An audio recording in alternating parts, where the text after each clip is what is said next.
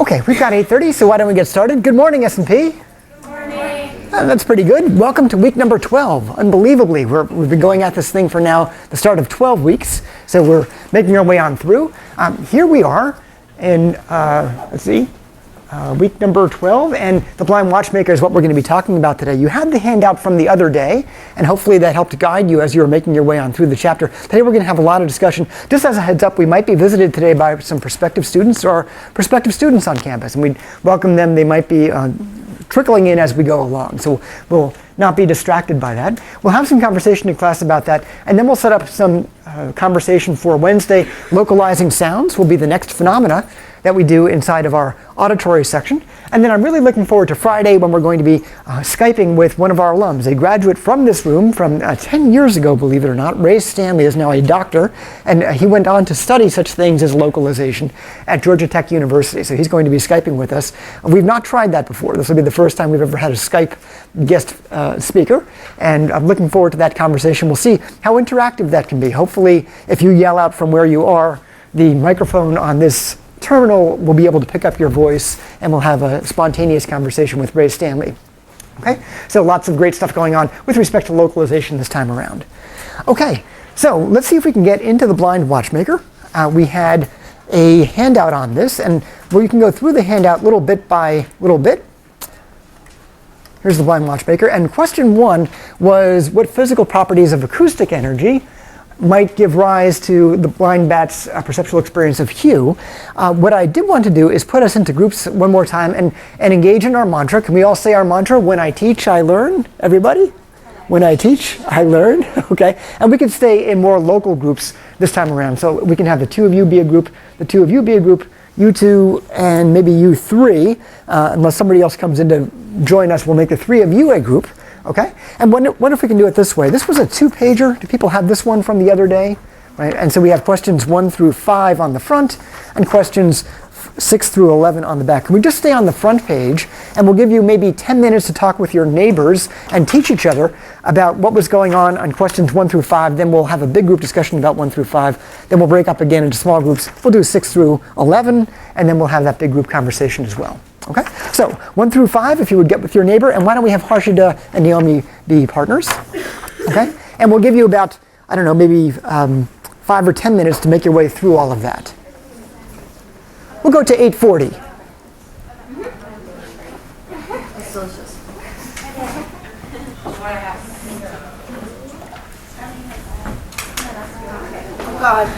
And I do have extras in case anybody doesn't have their question sheet. Okay.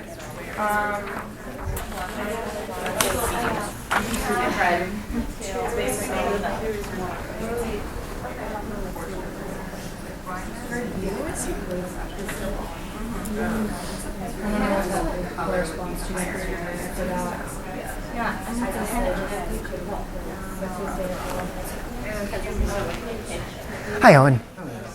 Yeah, if you take one of those, and then we've broken people up into pairs, and they're discussing page 1 on this from the other day. Okay? Maybe the two of you can be a group. Okay?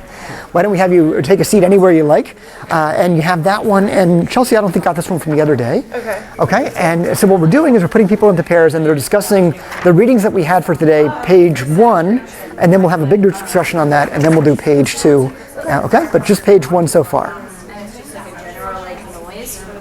That's less saturated than like one little thing in the environment that you hear. Or like you know, a big rock would have more scattered sound waves than like a little tiny rock. I think we should say brightness. How about color? Hue, saturation, and brightness. Thank you. Yeah, thank you. Okay, thank you. Saturation and brightness. Yep. Visual frequency. I don't know. Like how, where things are in the environment and how they spread out there. So when you have like a swarm of insects, they're like really, really close together. But then if you have like a bigger, like more spread out swarm, like their distance, they're going to have a lower spatial distance. Does that make sense? Not specifically Dawkins resolution, like how Well, it's not going to be exactly close. actually their appears to see. Yeah. That's but I feel like yeah, it was kind of like a capo comparison going on there. Like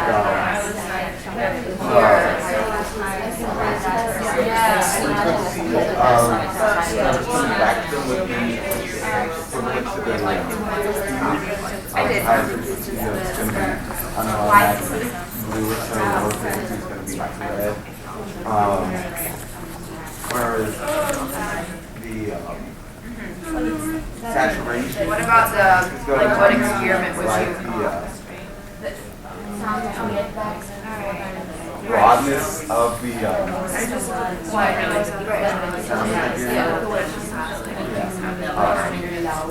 like how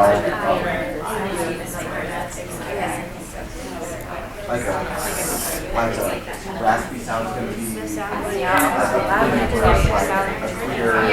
So like a signal detection and then brightness would be the volume of the most Chapter 2 documents the intensity of the sound increases where what paradox is constraints imposed on the physiology that makes sound possible by the time you receive it, your ears will not more sensitive.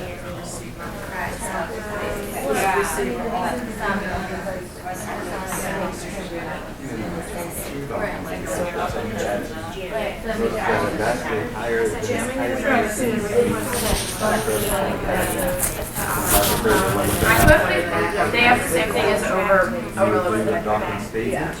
So like the waves are that they're able to put out such a loud sound so that they can actually detect the way that what's coming back. It's that they tighten down the voltage. So they have a little protection. Yeah, actually, I feel like it's one of those come up with another color kind of question.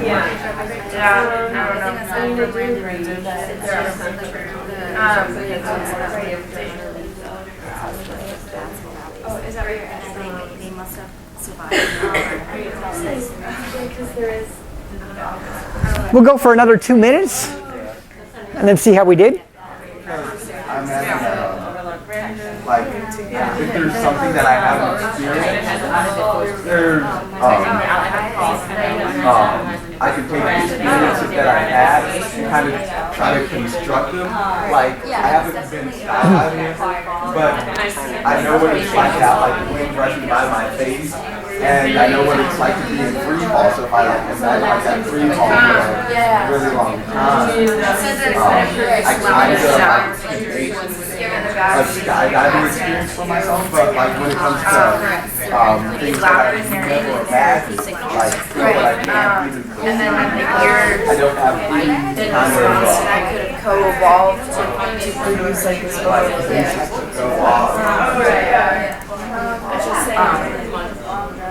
and obviously, like, there might be a valve that has a capacity for valve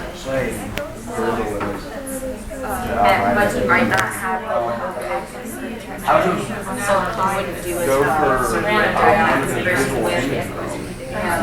some degree of overload protection and loud sound would survive better. Actually, that would pass through those genes and actually even stronger, and then the ones that are stronger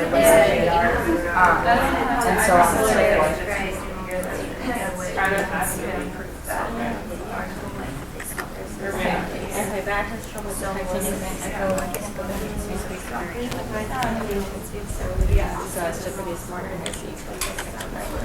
Okay, why don't we begin to wrap up? I realize maybe you didn't make it all the way through. Some groups might have, but we'll do it just like that.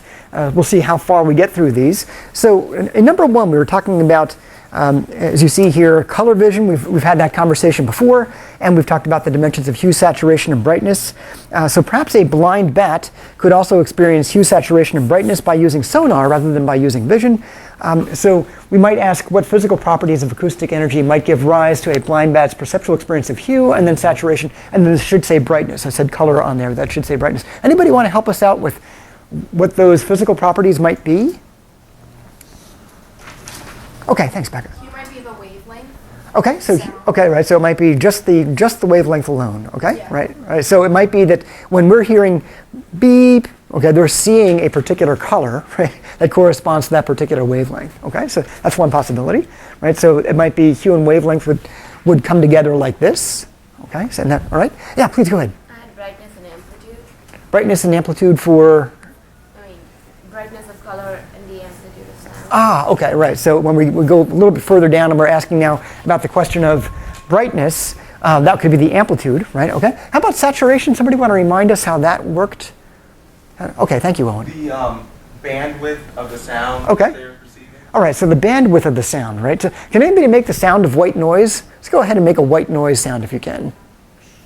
There it is. Okay, there's the white noise. So that would be very, very broadband. And when we say broadband, we're meaning that we have a wide range of frequencies. So you would have a certain amount of acoustic energy at these relatively low frequencies and at higher frequencies and everything in between, right? So it might be the case that while we're saying that hue and wavelength are looking like this, this is red, you might remember then that this is pink when we're getting into the issue of saturation. It's a broader band, right? So it could be the case that we get the pinks and the reds now from acoustic energy, and it could even, in principle, work by the same properties. It's all now happening on a different cranial nerve instead of happening on the optic nerve as it typically does in the world of color as you and I experience it. It might be something like the 8th cranial nerve. I actually don't know how many cranial nerves a bat has. I know that we have 12 pairs, but they've got maybe that number, maybe some other number. Right? But it might be that they are in fact seeing colors even though it's really a matter of responding to acoustic energy. Okay, who's okay with all of that? Gives us a little chance to review what we've done in vision and try to connect it here to echolocating bats. Okay, question 2, I'll go with it this way. This might be phrased a little bit differently. Dawkins is saying this: bats use noises vastly higher than the highest note anybody, meaning any human, has heard or can imagine. This implies that there's a limit to how high a note we can imagine. Do we agree or do we not agree? Is there a limit to how high we can imagine? Go ahead, Emily. Thank you. I said that there was a limit. Okay. Because everything that we imagine in every other context is composed of things that we've already experienced. Okay. Right. So if we were to imagine a new creature, for example, we would imagine it made up of colors that we've already seen, components of other animal parts that we've already seen. They just put together in a new way. Okay. So, yeah, but I didn't think that there was any experiment that we would have to falsify this. Okay. Right. Right. Because if you were to somehow play a note higher than any human could imagine and ask the human, is this higher than you imagine? Well, first of all, you couldn't play that note because you can't imagine it. And even if you could somehow overcome that part, Okay. if you ask them, is this what you imagine? Just say, yeah. And how would we falsify it, right? They could always report, yeah, I can imagine that, right? Or, yeah, so that I can just keep on going, right, is what they could say. So let's just remind ourselves, what was our frequency range from the low end to the high end? What could most humans hear? On the low end, it's how low?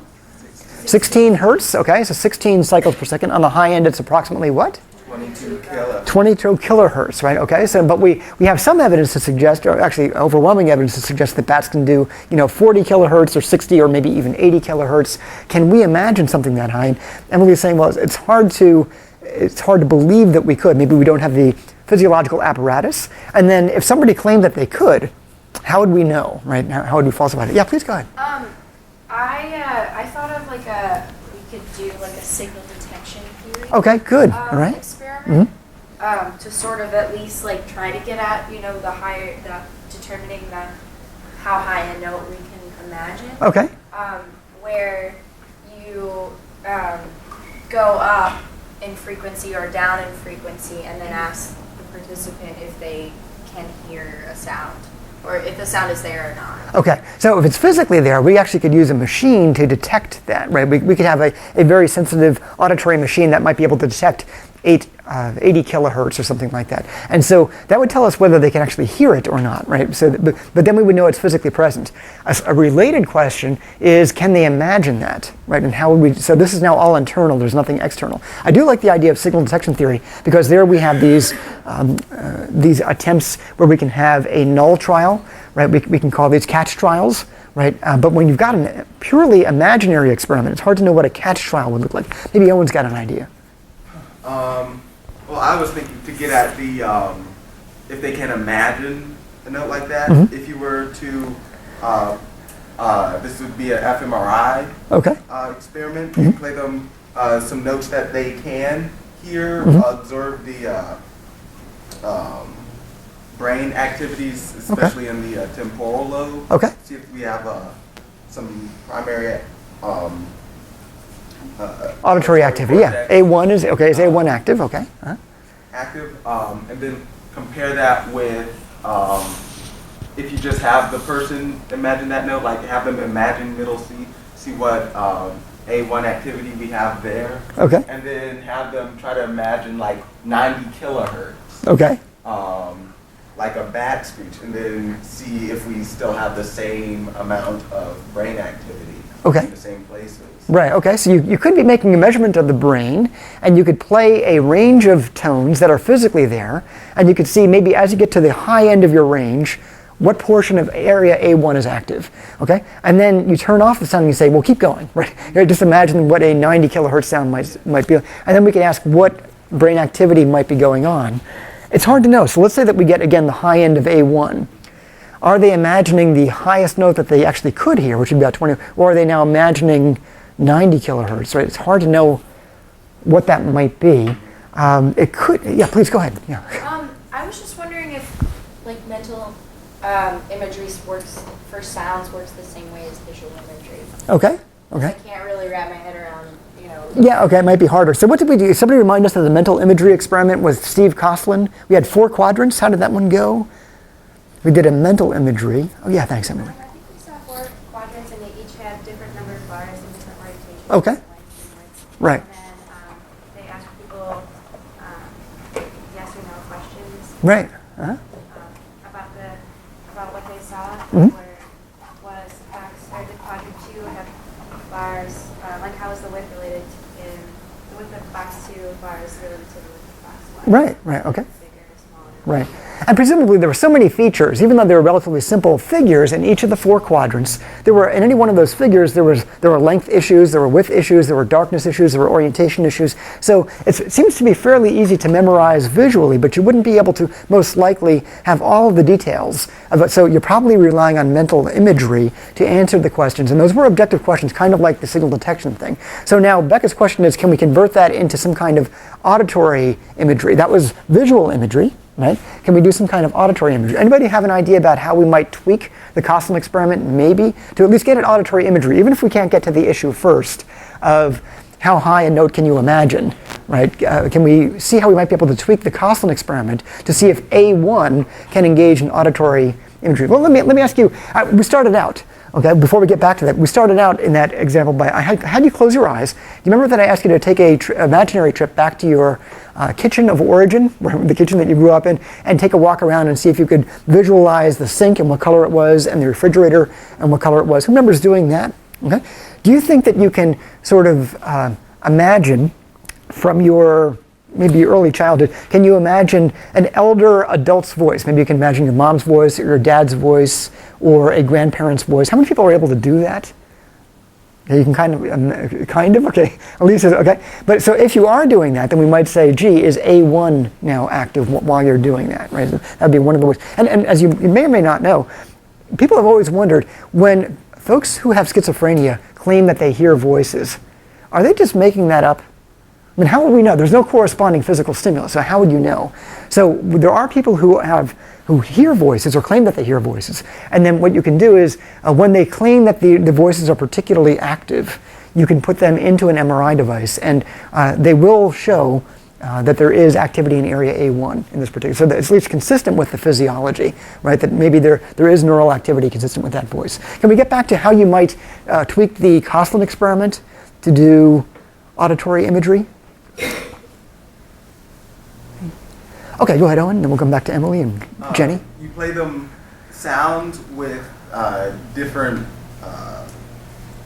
fade qualities. Okay, okay. You can play them like a high note with low bandwidth and like a low note, a low frequency sound with low bandwidth, and then you ask them like, you ask them about different qualities of the sound that they heard, and they have to recreate it with their mental imagery. Okay. And then what you could do is have one of the stimuli be in like have an ultrasound stimulus, and then have them try to recreate it. Okay. In their mind. Okay, right. So yeah, similar kind of an idea, but now what we're doing is asking you to recall the auditory image, and we could even actually place, we can have you in the center of the room, kind of like where Yuen is right now, and we can have sounds coming from there, there, there, and there. So now we have spatially distinct sounds, kind of like we had spatially distinct stimuli here in the case of the Koslin experiment. And then we can ask, which of the 4 quadrants had the longest bars, if you will, sort of the longest duration, all the FAPE qualities, right? So which one had the greatest amplitude, which one had the highest frequency, and so forth. So we might be able to do it that way. Jenny, did you want to add anything to that, or is that more or less the idea that... That was pretty much what I was going to say. Okay, and you also, Emily? Okay, really good. Okay, one other note. I might have mentioned this before. There was this case of a movie from the 1980s that I'm sure none of you had seen. It was called Mask. And it was this young man who had a deformation in his face, and he happened to be maybe 15 years old or so. And he went to work at a camp for blind people. And he met a young girl who was also 15 years old. And she didn't care that his face was deformed because she was blind. And she had been congenitally blind, and she was trying to learn her colors. But she said, well, I never really understand what people mean when they talk about color, right? Because I've never seen color, I don't really get it. And she, did I mention this before about the hot rock? Yeah, okay. So now you have the chance of somebody maybe trying to understand what color is by having this intersensory or cross-modal reference to it. But it might not be exactly the same thing, but that would be one other way of thinking about it. Okay, in the interest of time, why don't we move on? We'll go to question number 3. See what we have here. The intensity of a sound decreases with the square of the distance from the sound source. What paradox does this physical constraint impose on the physiology that makes echolocation possible? Anybody want to help us out with this one? And what we're doing over here is that this is the inverse square law. Some people might remember seeing that. This is the intensity of sound, and it's proportional to 1 over the distance squared. Okay. Harshita, did you want to help us out? Yeah. The paradox is that when it sends out signals, and then it comes back. Okay, so when a bat sends out the signal, by the time it reaches its source, it's going to be twice as quiet. Yeah, right. By the time it comes back to the bat, it's going to be 4 times as quiet. Okay, right. So it's going to be very difficult to detect. Okay, right. So that's something that comes to us from physics and not even physiology. Right, okay, who's following that? We've got this problem of the ever diminishing signal, right? So we're going to use our own voice if we're the bat to try to locate where things are, and that's going to be diminishing really, really quite quickly. Okay, did you want to add to that? And then the physical constraint is that the bat has to be able to send out a signal loud enough that it can get it back, but still have ears that are sensitive enough to get back the sound and not be deafened by the initial outburst. Okay, all right, yeah, so we do want to have sensitive ears, right? So we can pick up these really, really faint sounds. But if they're that sensitive, then we might blow our ear out, so to speak, as we're sending out the sound, right? So that's a problem. Did you want to add to that? Or I wasn't sure if that was a hand. Next question. Oh, okay, yeah, please go ahead. So that physical constraint is, as what Owen was just saying, by the way that the bats have kind of come over, is they have something similar to like our overload protection, which was called the send and receive radar. Yeah, sure. So they have the ability, so when they are sending out the output of the very loud pulse, the muscles in the ear around those 3 bones tighten up, and then they loosen up as soon as the cry is sent out, so that they become sensitive again to listen for the echo. Yeah, okay, so this is kind of like the acoustic reflex. Who remembers talking about the acoustic reflex? Okay, they have tremendous control over that, and this helps them from shooting their ear out. Has anybody seen this one before from Christmas Story? Right, this is Ralphie, and what can you remember from that? Anybody want to say what was going on in this story? For those of you who had seen the movie, this is not part of the course. Go ahead, Brianna. Yeah. They wanted a red rider one will give it to him, so shoot his eye out. Then he got it, and he just Then he got it. He did shoot his eye out. So we won't watch the whole. We won't watch the whole video, but just a couple of clips. The holy grail of Christmas gifts, the Red Ryder 200-shot range model air rifle. Ralphie, what would you like for Christmas? Horrified, I heard myself worded out. I want an official Red Ryder cover next to John Joe range model air rifle. No. Shoot your eye out. Oh no, it was the classic mother BB gun block. You'll shoot your eye out. BB guns are dangerous. I don't want anybody shooting his eye out. Oh no. You'll shoot your eye out? My mother must have gotten to Miss Shias. There could be no other explanation. You'll shoot your eye out. You'll shoot your eye out. Okay, so you'll shoot your eye out as the recurring theme here for Ralphie, who just wants a BB gun as a gift, and everybody's telling him to shoot his eye out. And of course, our poor bats are going to shoot their ears out if they're overly sensitive. Okay, and that's why they presumably have developed send-receive radar so they can avoid this problem of shooting their ear out. Who's following that? Is that working for us? Okay. All right. So I think Jenny has really brought us through this one. Let's go to the second half of what Jenny has already started to. We have send-receive radar. Okay. Could send-receive radar have evolved by random mutation alone? And people think yes, could have evolved by random mutation alone. And people think no, it's too complicated to have evolved by random mutation. Okay. Anybody want to pick up on this idea and add to that? Yeah, please. I think yes, but it's highly unlikely that it evolved by a single random mutation. Okay. Okay. Kind of like the Lenski experiment Yeah. we studied about. Right. It probably took more than one. We need several tens of thousands of generations. Okay. Right. A Okay. lot of random mutations, but could have. Okay. Slowly. Yeah. Thanks. Briella. just confused kind of by this question. Good. I feel like it most likely happened by random mutation, but could they have like trained themselves to do it the other way? Ah, okay. So can bats train? Maybe they've got some training from their mom, right? Or their experience with the environment comes about. So it might not just be random mutation. We'll go with Chelsea and then with Owen. I remember the reading said natural selection probably favored certain traits. Okay. So I think maybe because of that, like favoring of certain traits, those individuals survived and reproduced. And Okay. It kind of went along like that. Okay. And Owen. Kind of the idea I was going for, because I would imagine that random mutation would cause, a bat that might be able to, tighten up its incus but not its stapes. Okay. And the ones Okay. that Okay. then there were those that could tighten up the incus, just the incus, but loosen up the stapes. The Yeah. ones that loosen up the stapes can't hear very well. They blow their own ears out and they die. But the ones that had that were directed, had their evolution directed towards being able to have the send-receive radar, were the ones that were able to go on and reproduce. Okay, that all sounds really good. I guess one of the things that we might just remind ourselves of is that a point that Dawkins comes back to a few times is that some folks are critical of the idea of evolution because I think evolution is only about random mutation, and we do need some random mutations. The other critical component, as I remember, the two-step engine of evolution is random mutation and non-random selection, right? So I was, it was good that Briella said she was confused by this, right? Because I brought you half the way there, but not all the way there. I was hoping people could basically come to the argument that many people have converged on, that we do need a selective process, right? Now, of course, that said, we also probably need some learning that goes on, right? It's surely the case that each of us is endowed with some biology that makes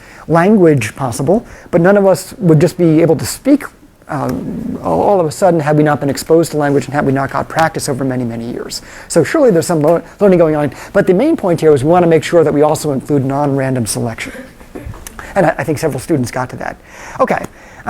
If a bat has trouble detecting faint echoes, why can't the bat just increase the duration of the sound that it emits so as to produce more energy to be detected by echo? Anybody? Okay, thanks, Becca. The long sound would still be occurring, like coming out of the bat. Yeah. When the echoes return. Okay. And assuming that that the pitch of that is the same, it would just be confusing and it wouldn't serve any purpose. Okay, yeah, and we'll go ahead, Jenny.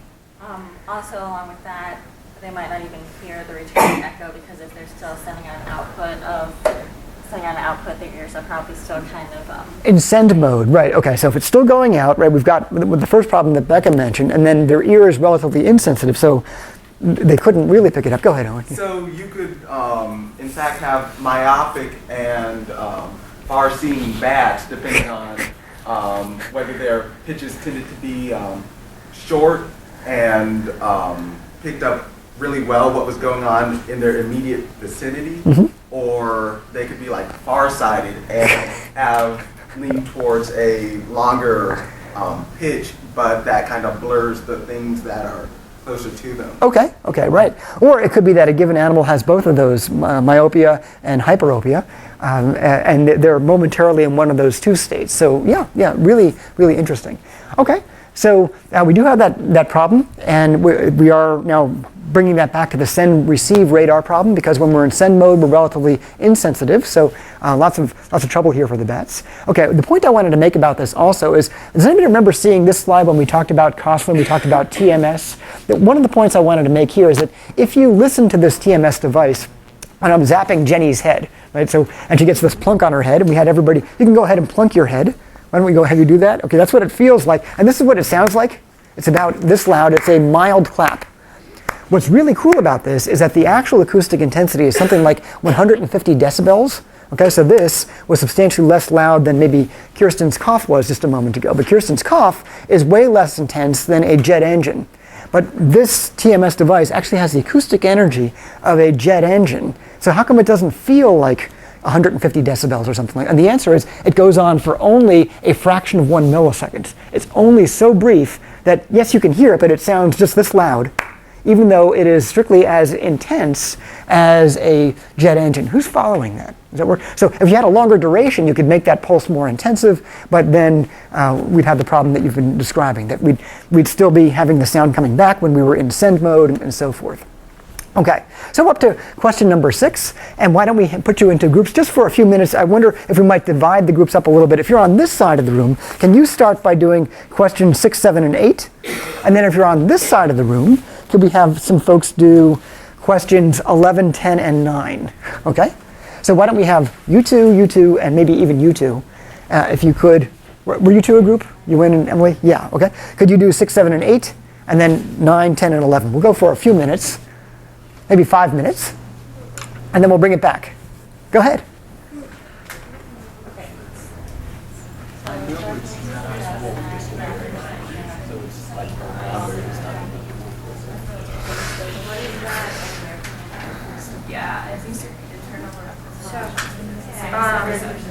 I said that the properties of matter don't matter once the stimuli is perceived, and that different organisms have different internal representations or individual ways of making meaning out of each.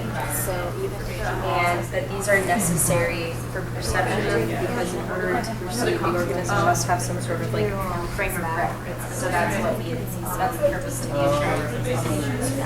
Like, I remember there was but so the internal representations are like what they are, that's just like how the brain is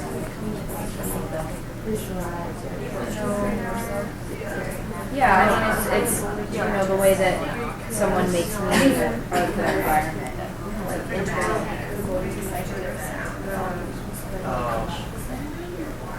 More argument about this is something that the fact of how they use very quick chirps to find their prey and the way that to locate, and very quick and very intense sound that happens very frequently, so they're able to understand emotional things around them better. They got like a wolf started high and low. That gives a better like positional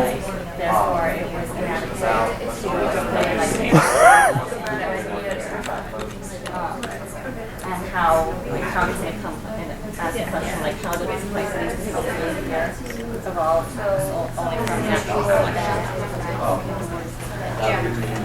Yeah, it is kind of falsify the theory of evolution by saying that it can't be understood. Because humans can't imagine the complex watches. Well, a sound source and a sound things that sound sensitive are moving relative to each Instead of other. that, in response, like a grandiose claim Because about they're moving closer to each other. So it's more mystical than scientific. Sound waves Polar bears are very large, high-reflexes animals. like the The animals that the dolphin easily gave. sensitive. So there's like a perceived upshift in frequency as objects are moving towards Camouflage sound is snow, and that makes it one of the most dominant predators on Earth. and that's used Let's do 2 more minutes. frequency to be able to tell where things are moving. One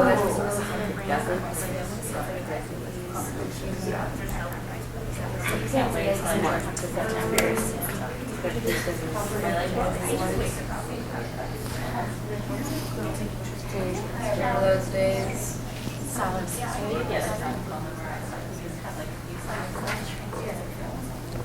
Okay, I think most of us are there, so maybe we don't need another minute. So that's fine, because we have lots to talk about. Okay, so why don't we get back into this? We left off at question number 6. And I wonder if one of the groups that focused on this can help us understand what we mean by chirp sonar, or it could have been chirp radar, and what it can do for bats. Anybody want to help us out with that? Okay, thank you, Kirsten. Well, the chirp radar is when there's not a fixed carrier frequency during like the actual sound being presented. Okay. And like what it does is so like the bats don't confuse like the different echoes Okay. when they're being played simultaneously. Yeah, right. So lots of echoes going around in a bat's world, right? And so how do we begin to code them? How do we begin to make some sense out of them? It does help if they're frequency coded in some way. So one example of that would be that we all have actually a unique frequency in our automobile keys, right? And so when I click on mine, my car will open, but somebody else's won't, because we have some way of distinguishing my frequency from somebody else's. And so here's a diagram of what Kirsten has told us. We can have frequency on this axis, and we can have time on this axis. And I wonder, I'll whistle this for us. So across time, we have this kind of a thing going on.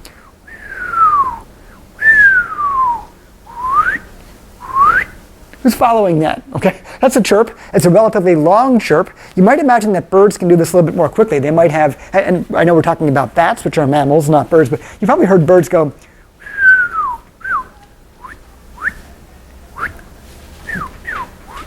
So we can do some of those chirps. Can we do downward sloping chirps? Let's all do them together. Did you hear it? Okay, let's do some upward sloping chirps. Okay, not everybody can whistle, right? But you get the idea, all right? Just as a fun note on this, has anybody gone online and done Lumosity as a brain game? You've done Lumosity? You've done Lumosity? Okay. I'm kind of interested in Lumosity because one of my grad school buddies is one of the developers of Lumosity. And so what happens in Lumosity is you have all these brain training kinds of things. And somewhere along the line, one of them, at least, I don't know if it's online or if this is one of the CDs you have to buy. They can make this a relatively long interval, or they can make it a shorter interval, and you have to say up, down. So it's a 2 alternative forced choice task, and some of the stimuli are swooping down, some of them are swooping up, and then they make that shorter and shorter and shorter in time, so you have less stimulus to work with. And the claim is that as we get older, we get less good at this task. So you try to keep your brain young in Lumosity by taking advantage of these kinds of training programs. So, and of course, the bats are using this for trying to keep track of what's going on where, right? And they have this very simple rule. That would be something like if I've got a downward sloping chirp, if this is my chirp and it's going, and 2 echoes come back at the same time, the higher of the 2 pitches must correspond to a more distant object. Are people following that? Because that one went out first, Okay? And now it's coming back. This guy and that guy come back at the same time, even though that guy left earlier. He must have traveled a greater distance. And if the two come back at the same time, the higher pitch is the one from the more distant object. That's a little bit difficult. Students struggle with that almost every semester. Are people following that or not really? Yeah? Okay, Owen's not so sure. I wonder if we can do that one more time. So it might not be obvious, but there's a slight slope here. At the top of that signal comes out, that's a higher frequency, comes out earlier than the bottom one does. So on the foot race here, this one gets a jump and this one gets a later start. And then they arrive back at me at the same time. So how could that be the case? How could they both be back here? And the answer is that one must have hit a more distant object, okay? And this one hit a nearer object. So two signals are here at the same time, but that higher pitch must be something further away, a greater distance from me. Okay? And that pattern, of course, reverses if the bat happens to be a species of bat that has upward swerving, okay? Okay.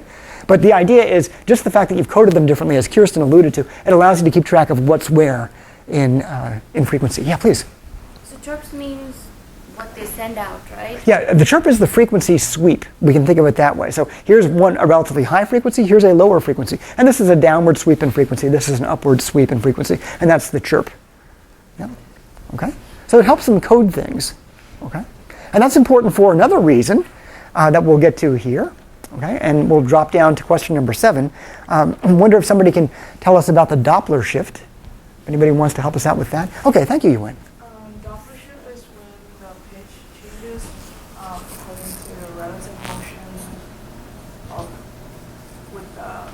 Sound source. Yeah, okay. So okay. When you move toward the sound source, the pitch raises. When you move away, the pitch drops. Okay, right. So now we can, again, take advantage of what the pitch is and how the pitch is changing to tell us something about relative motion. Is the object that we're approaching coming nearer to us? Is it moving further away from us? Right, so we can track our relative motion just by these shifts. So this is the chance that I have every year to talk again about how our parents might have instructed us to be riding our bikes, either with traffic or against traffic. How many people had moms or dads that told you to ride your bike with traffic? They thought that was a safer way to go? There are differences of opinion on this. How many people had parents who said ride against traffic? Okay, all right. And what was the rationale for riding against traffic? Does anybody remember? Go ahead, Molly, yeah. Okay, is that what your parents told you? Is that what your parents? Okay, so you can see it, so maybe you can more likely avoid. What's the rationale for riding with traffic? Yeah. You have longer time to react to. Okay. Okay, so maybe the driver's got a longer time. And what we're going to do here is look at the Doppler effect this way. Some people are very familiar with the Doppler effect, some people less so. But you can imagine that we can have what we'll call a vectors add scenario versus a vectors subtract scenario. Okay? And we talked before about how a vector is an entity that has a direction and a magnitude. So here's maybe you going 20 miles an hour this way on a bike, and here's a car coming 25 miles an hour that way. You're moving in opposite directions. Here the vectors are going to add. 20 plus 25 would mean that this would be the equivalent of hitting a wall, like hitting this wall at 45 miles per hour because the vectors are adding, and we might call this a high energy impact. You might remember when we described the different wavelengths of light, we said that the shorter wavelengths were higher energy and they looked blue to us. This would be a relatively bluish impact, so to speak. Okay? And then you could do it the other way. Some people in the room had parents who said, no, you should be riding with traffic, and this would be vector subtracting. So now you're going 20 miles an hour that way. The car coming up behind you is moving faster. It could hit you. It might hit you from behind. But if that were the case, the vectors would subtract, and at this point, you'd have an impact speed of 5. So that's the kind of energy you would have. It would be lower energy. This would be a longer wavelength. And now this is what happens when things are moving away from each other. Okay, so we're moving toward the red end of the spectrum, so to speak, longer wavelengths, okay, which would be lower energy. Okay. Who's following that? Does that work for us? Okay. So the Doppler shift is something that some people are very familiar with. They've sat it in their science classes. Other people are really quite new to the Doppler shift, and so they're a little bit less familiar with this. I do like to do one demo to make this really, really clear. I wonder if I can have 3 students come on up and stand maybe here, here, and here, and I'm going to be the sound source, and we're going to give each other a high five. So can we have 3 students come on up and put their hand into position right over here, and I'll come by as a sound source and give us a high five. Any 3 students, if you wouldn't mind, yeah, could we have, yeah, please? And Yuen, could you come on up? Okay, so you're going to be, we'll have each of you face me. That's cool. And your right hand up in each case, okay? Now, what's the speed of sound? So I'm the oncoming sound. What's my speed? Does anybody recall? 343 meters per second. These are now all stationary, folks, and I've got click, click, and click hitting your eardrum, okay? Because I'm now the oncoming source. Suppose, though, that you yourself are a sound source, and you start, if you can, there's not a lot of room here, walking towards me. Then we got, can you walk towards me? Okay, so now we've added those together, and those clicks have happened now at 343 plus 343, so that should be now a higher frequency. How many people are following that? We got the same 3 clicks, but now in a shorter interval of time. Thank you all for, for doing our high 5 demo for the Doppler Shift. Okay? So now we have a higher frequency, and it could have been the case that I had you now walking slowly backwards, but very, very slowly backwards. Now the interval between those 3 clicks would have been longer, okay? So the temporal frequency would be lower, and this is how we can have bats taking advantage of Doppler shifts. What's following that? Okay. What's really cool is some people have heard of the movie RoboCop. How many people have heard of RoboCop? Some of us have. Okay, this is again probably like a 1990s movie. They've put a spin on this called RoboCup, and what they do is they have these robots playing for a World Cup soccer kind of a thing, right? And so the robots have to be able to chase that ball around. How do robots do that? How do robots know where the ball is? How do the robots know where their teammates are? Okay, this can all be tracked by Doppler shifting. The robots can be sending out signals either in sound or in light, and they can be tracking the Doppler shift maybe in many different dimensions, and they can figure out, okay, this competitor is coming toward me at this speed, the ball is moving away from me at that speed, and they can adjust their own responses based on Doppler shifted motion. Who's following that? Is that working for us? Okay. Is that a question, Nolan? Or okay. Okay, so pretty cool. And the goal here is that by the year 2050, some of the engineers that are working on this, they have this annual competition to see which robots can play soccer the best. By 2050, they want to have the robots playing humans, and the claim is they believe that robots will be able to beat humans by 2050. We'll see how they actually do. So we're about 27 years away from that, something like that. Sorry, 37 years away. Okay, we have a couple minutes to talk about the fun problem of jamming, okay? And here we be jamming, right? Let's all say we be jamming, everybody? We be jamming, okay? So maybe the bats are jamming also. Any notion about who can help us with that? What is the problem of jamming? Yeah. Please. How do bats keep from seeing other bats' sonar? Yeah. Okay, right. So yeah, so they might be hanging out in this cave, and there are all kinds of sounds going on, right? And so even if we can talk about all the complexity of me as the lone bat trying to track that one sound, given that we've got the inverse square law going on, I don't want to blow my ear out. Now we've got these other sounds going on. Okay, how do we avoid the problem of jamming? Why don't we go with Harshita? I thought this is the coolest thing I've ever read. They use a strangeness filter. Okay. So they compare the world view they saw from the previous signal to okay. the one that they just received. If it makes sense, they follow it. If it doesn't, they trash it. Okay, right. Okay, really good. Really, okay, so that's one, that's hypothetical, right? But they could do that, right? So if you can imagine that, we'll go with Molly. Molly is now experiencing this room in a very different spatial location than I am. We can probably hear each other's echoes, but my echoes would make sense with my echoes, but they wouldn't make sense with hers. Even though I can hear them, they get filtered out some way. Now, he doesn't tell us how the filtering would work, but at least that would be the concept, right? That now, another challenge would be if there's a bat near me, that bat's echoes would be at least somewhat similar to my echoes. So it would have to be a pretty tight filter, right? It would have to allow in only relatively similar kinds of, really quite similar kinds of echoes moment after moment. But that would be one of the ways that this could happen. You could also have your own private frequency, but there probably wouldn't be enough frequencies, right? So that would be another way of doing this. Who's following that? Okay. All right, why don't we do this? We have just, actually we're out of time. What I wanted to do is we'll come back on Wednesday and we'll finish this off, and we'll begin by reading this.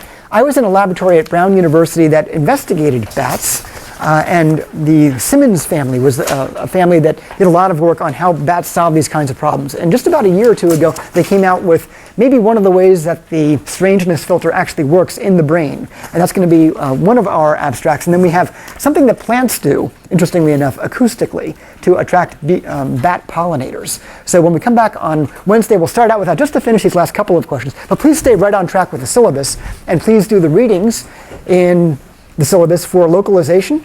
That's going to be CP, course pack number 21. So read that. We'll just finish up a last couple of questions here on Wednesday. Okay? Two last bits. Your writing assignments have already been returned to your Your Slater boxes, these were wonderful. Lots of great ideas and beautifully written. Your writing is really coming along, so congratulations on your writing progress. And for those in the research group, let's meet tomorrow at our usual time in that room, just so that we can get you set for Thursday's data preparation. Okay? Okay, thanks everybody. See you either tomorrow or Wednesday.